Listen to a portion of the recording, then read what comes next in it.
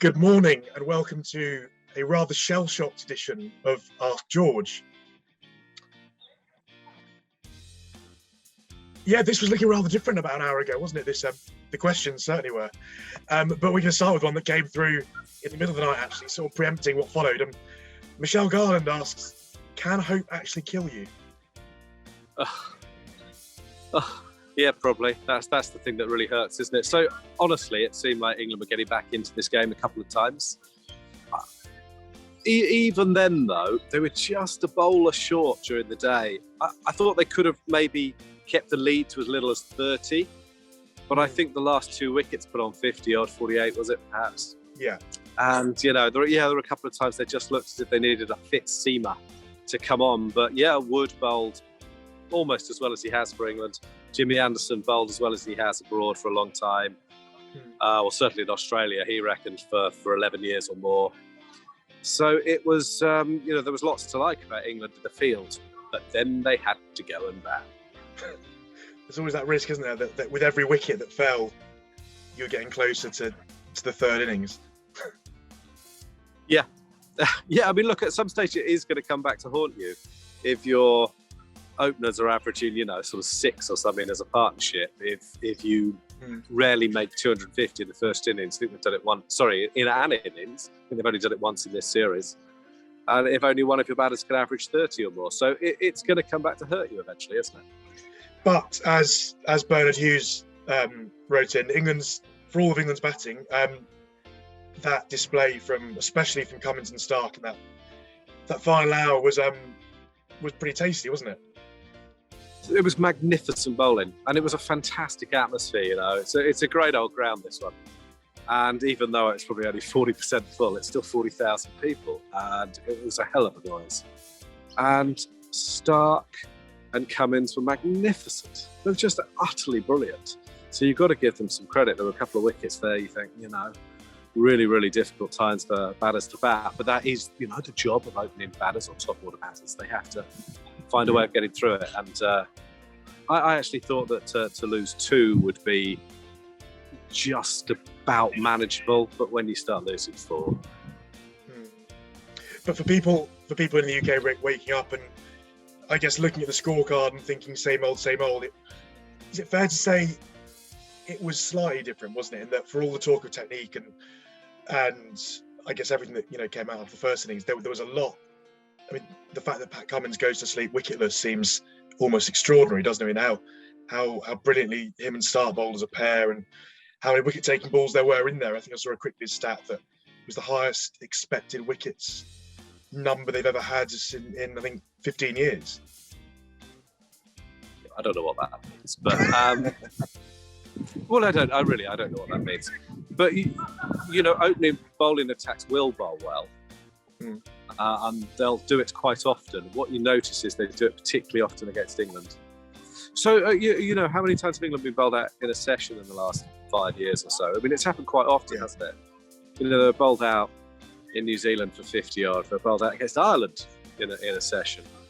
We've seen it happen in Bangladesh. Lord, I've forgotten how many times we've seen it. We've seen it happen a lot.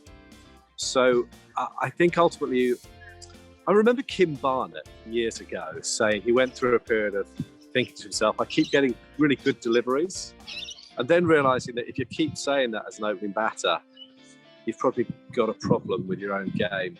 And I think that's probably the stage they're at, that maybe they just found their level, and their level isn't high enough.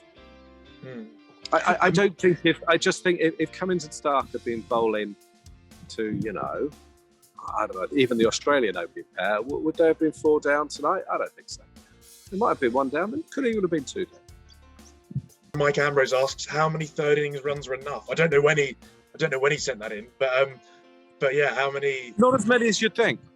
Maybe as few as 250. I mean, that doesn't leave much for chase. 170 something in the 4th innings. But batting is tough. I think it's a terrific wicket, by the way. I think it's a really good fun wicket. The game here 4 years ago was really, really boring, and this one's been fun throughout, really. So it's very difficult to bat. And if England were able to, if they were all fit and firing, I'm not positive they are, then I think even that many could be tricky. But you would want to be setting 250 rather than scoring 250. I wouldn't I'm not sure that Australia would get 250 in the fourth innings. It'd be really, really difficult. And that's something that, Mark Wood has just bowled brilliantly there. I mean, his figures don't reflect it either. And Jimmy Anderson too. Yeah.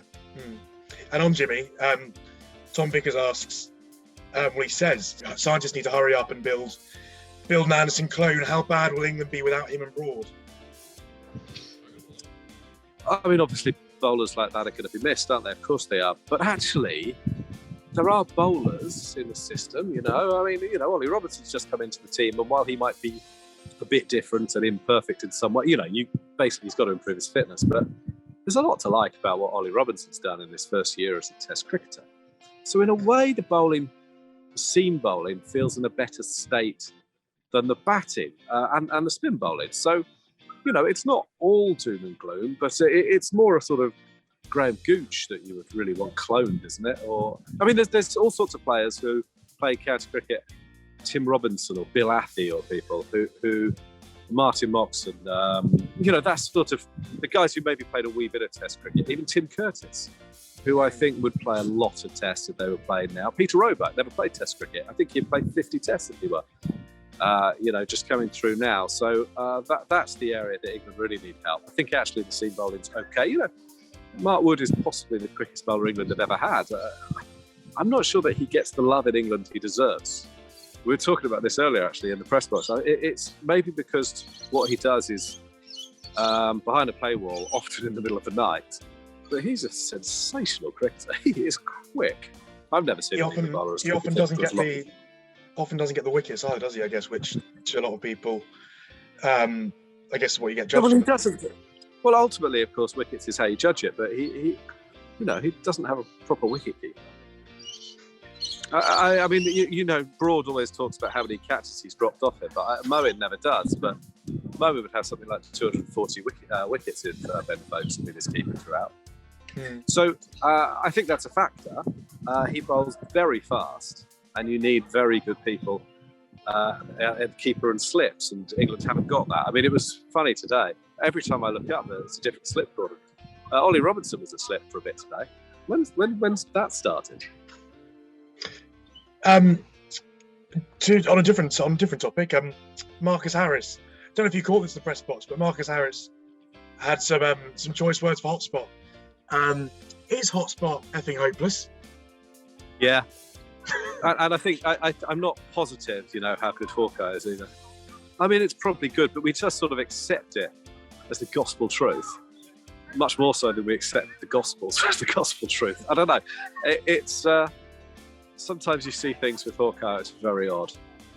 So yeah, I'm not quite as comfortable with the technology as we seem to, but you can't fight every battle, and we just seem to accept it. But yeah, he got a wee bit lucky with that today. Well, not lucky. I think justice was probably served. But yeah, Hotspot didn't show what Snicko showed to be a pretty clear edge.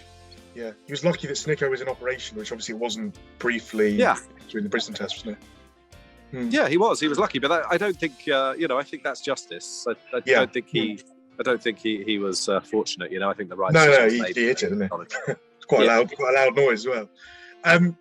Finally, Robert Cocking asks, how conclusively are Australia going to win this Test match? Let's frame side. What happens tomorrow? Do we even get a day's play? I mean, it's amazing how much has happened today, because you'd have thought if we'd done the questions first thing, when this morning play started, they would have all been about COVID and what happens then. I don't think it's absolutely guaranteed tomorrow happens. How can anything be guaranteed at this stage? Funnily enough, Jimmy Anderson just said, as long as the 11 play in this game all test negative, then we'll be fine. Well, I would have thought that even if 2, 3, even 4 of them test positive, that the game would probably carry on. But I don't know, that wasn't the tone of what he was saying. Look, I don't think we know what's going to happen with the COVID test. But whatever happens, I suppose while Root and Stokes there, who was it who asked the question about hope? Michelle Garland. Well, they'll be waking up still thinking that maybe there's a wee bit of hope there. And I guess there is, because we've seen miracles before. But it looked by the close of play as if an innings victory was a possibility. You wouldn't think so. You would hope that those two could eke out a few more runs, but there isn't a massive amount to come after that. And that's a worry. It was frustrating today because you realise that if England had just scored 250 in the first innings, they really would have been there or thereabouts, and 250 was definitely achievable. So to get 185 and some of the dismissals, you know, you can cut Root some slack because he's worked so hard and he made a mistake, that happens. Josh Butler's dismissal, it doesn't feel any better 24 hours later. Hey, he's got a chance to redeem himself tomorrow, maybe he will.